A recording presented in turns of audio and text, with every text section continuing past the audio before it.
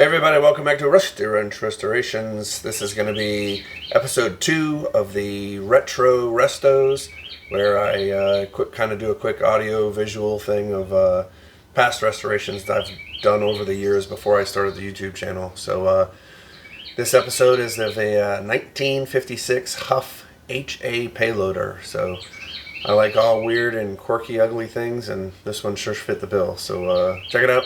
Hope you like it, and if you haven't subscribed yet, please do, because there's going to be a whole bunch of more of these to come, along with the current restos we're working on. Alright, so here it is. 1956 Hough model HA Payloader. So anyway, this one came up on Marketplace. It was out in western North Carolina. I think it was like a 13.5-hour round trip I made to go out to get this thing. It ran, it worked okay, but it smoked a lot and had leaks all over the place. Sitting in my driveway the day I brought it home, and you can see the big black soot mark on the rear counterweight from the exhaust, because this thing was just burning so much oil. So I wasn't really too sure what I was getting myself into, because this thing was just so awkward and heavy. I think the total weight for this thing was almost 4,600 pounds, and that rear counterweight, which we'll see later on in the video, I think that thing weighed about 700 or 800 pounds itself.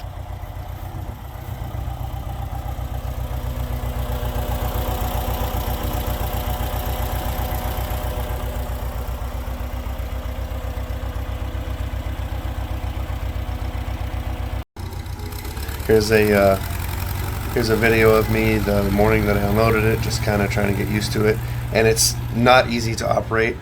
I always referenced it as a cross between a forklift and a wheelchair, because you're literally sitting inside this little cramped area. It steers from the rear like a forklift does, but you're really kind of contained to just a small operating space. And of course you have to be very careful of your arms, because the loader arms going up and down act like big scissor shears. So apparently OSHA wasn't a thing when this thing came out.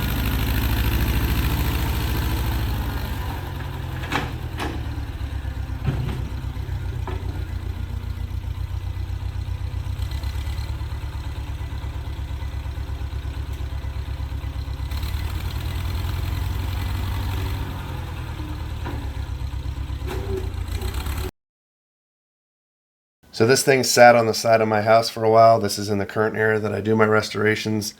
As you can see on the left-hand side, there's some rusty hoods and grills. That's from my John Deere 40 crawler, which eventually I'll do a video on that. But as you can see, when I bought the payloader, the crawler parts were still out there. I was in the process of restoring that tractor.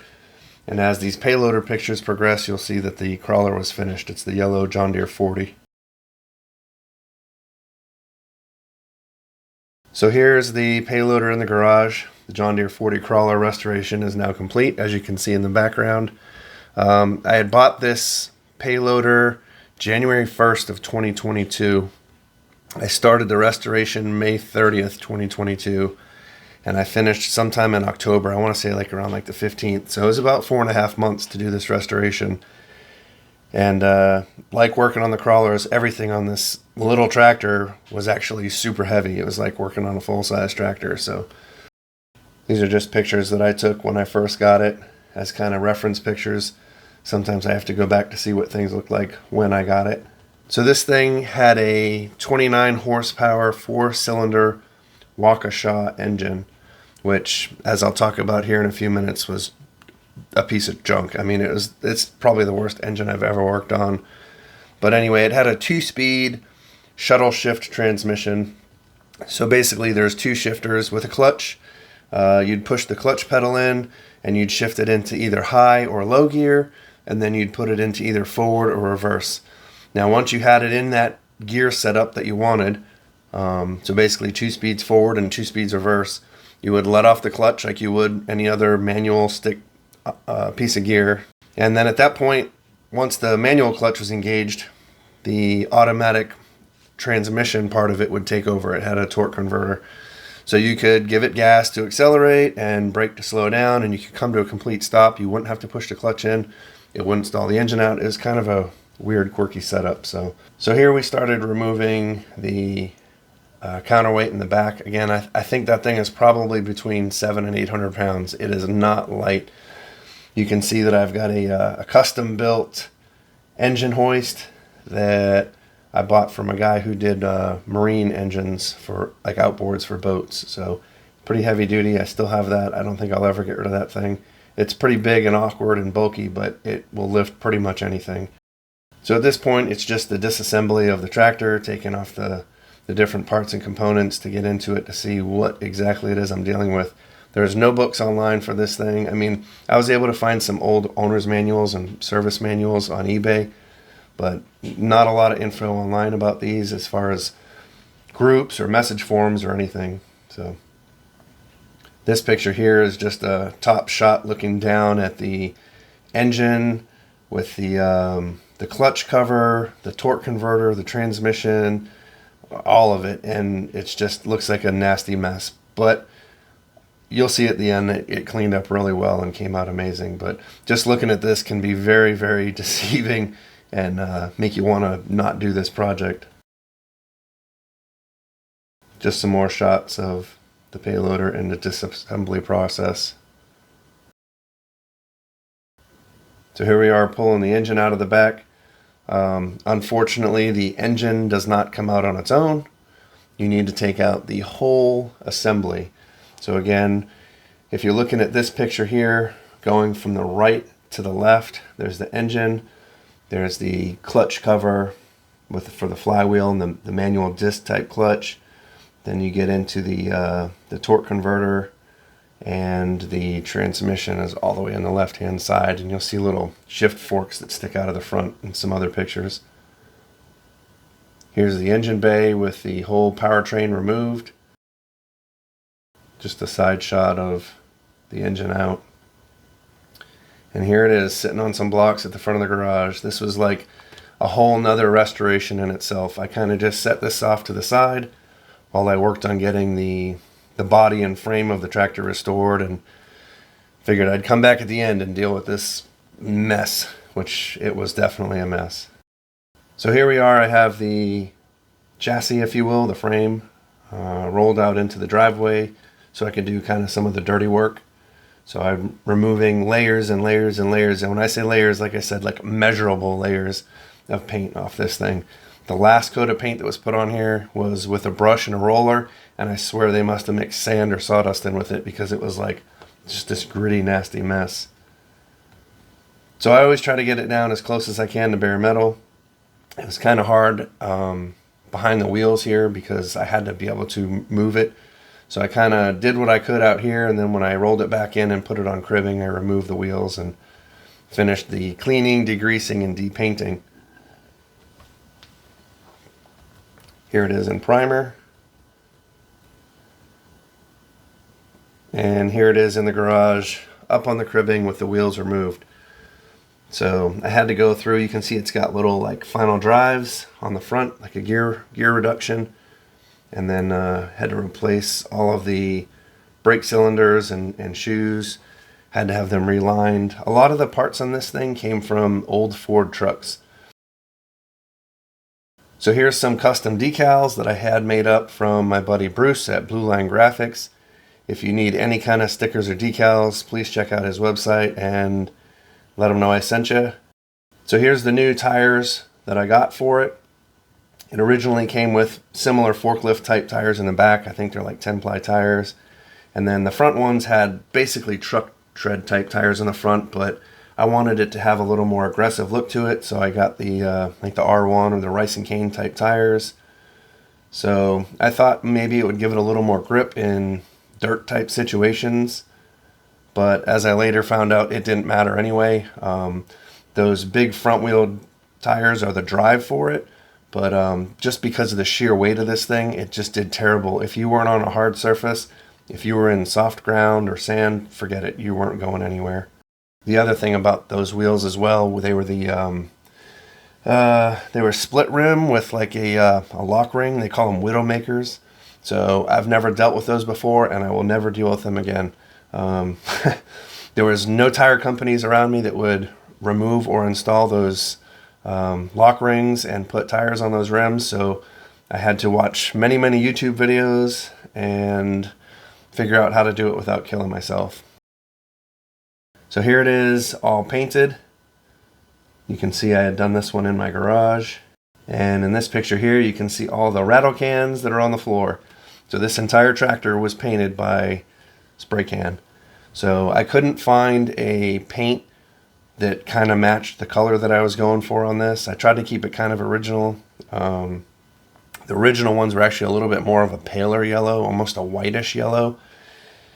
And I wanted this one to be this color. So I couldn't find one in a sprayable gallon or quart that suited what I wanted. So I just ended up going with the good old Rust-Oleum, and turned out pretty good. This plastic sheeting is a huge help for keeping spray dust not only flying through the air, but off the ground as well. Alright, so here we are, all the sheeting's removed. I've got the tires and rims and weights mounted. I've got the, it looks like the brake system's been installed at this point, and we're starting assembly, so we're past the halfway point. Here I've got the front and rear tires back on, so it's mobile and I can push it around so that I can get that engine out to a better area to work on.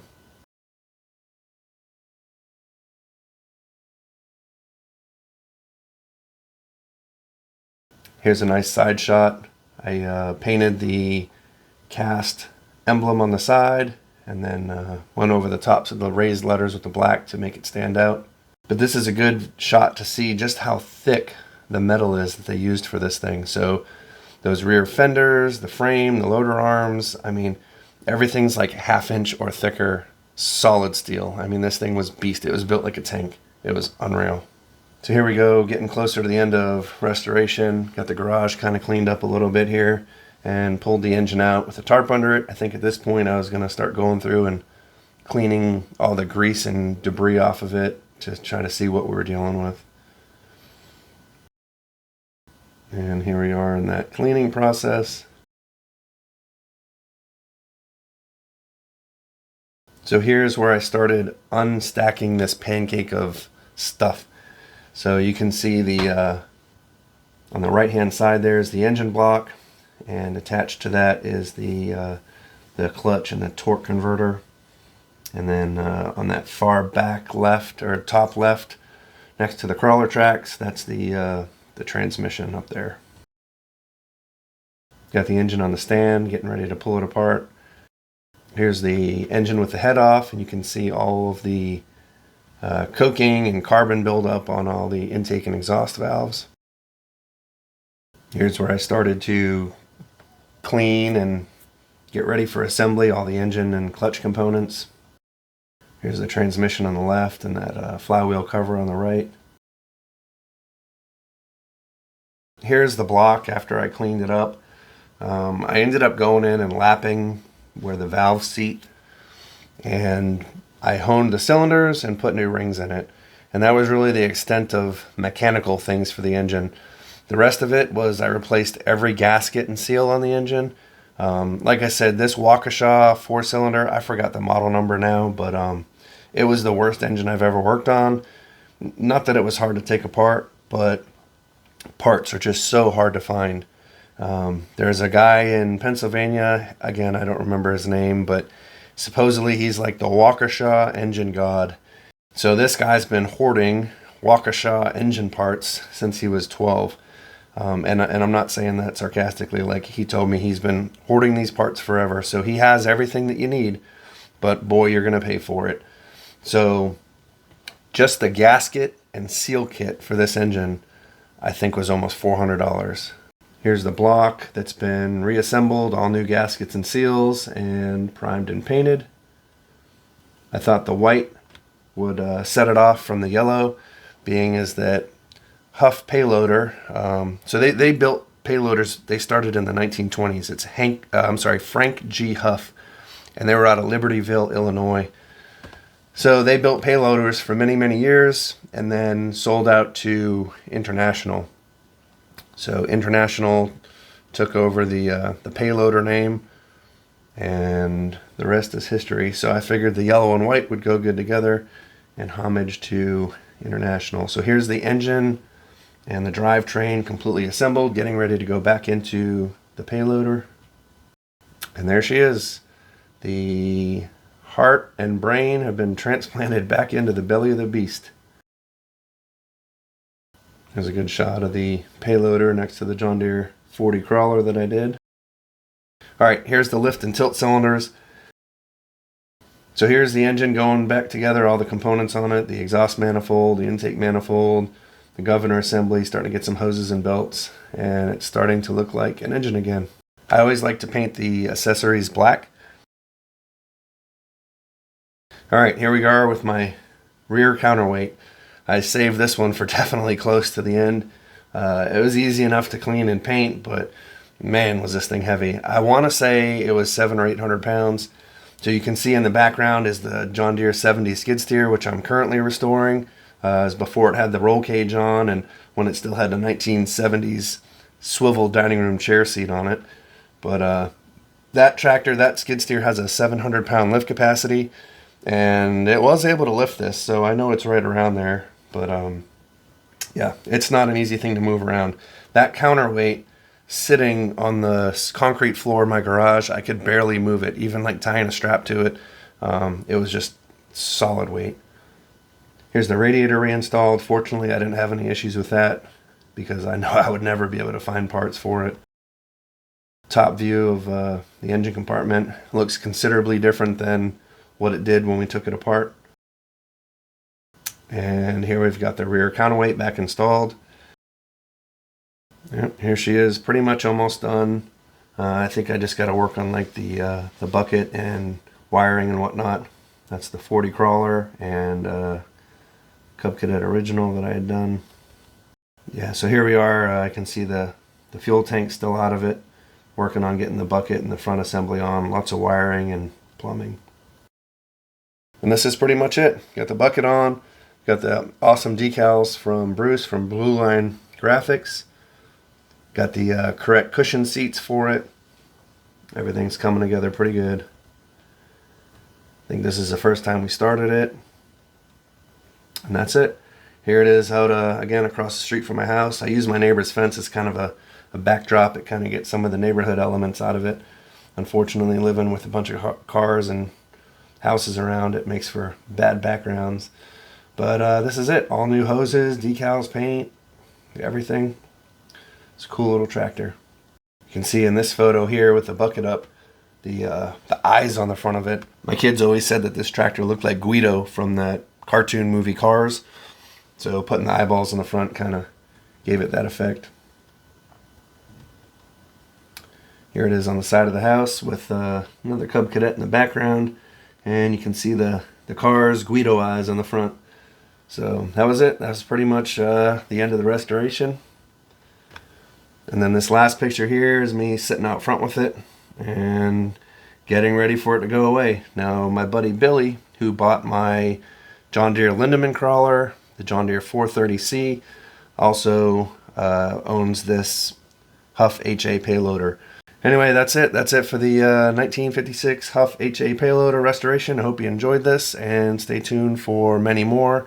Got a whole bunch of videos coming up with other retro restorations, along with new restorations we're currently working on. So if you don't mind, hit that like button and subscribe. It's absolutely free and helps me out more than you know. And we'll see you in the next one.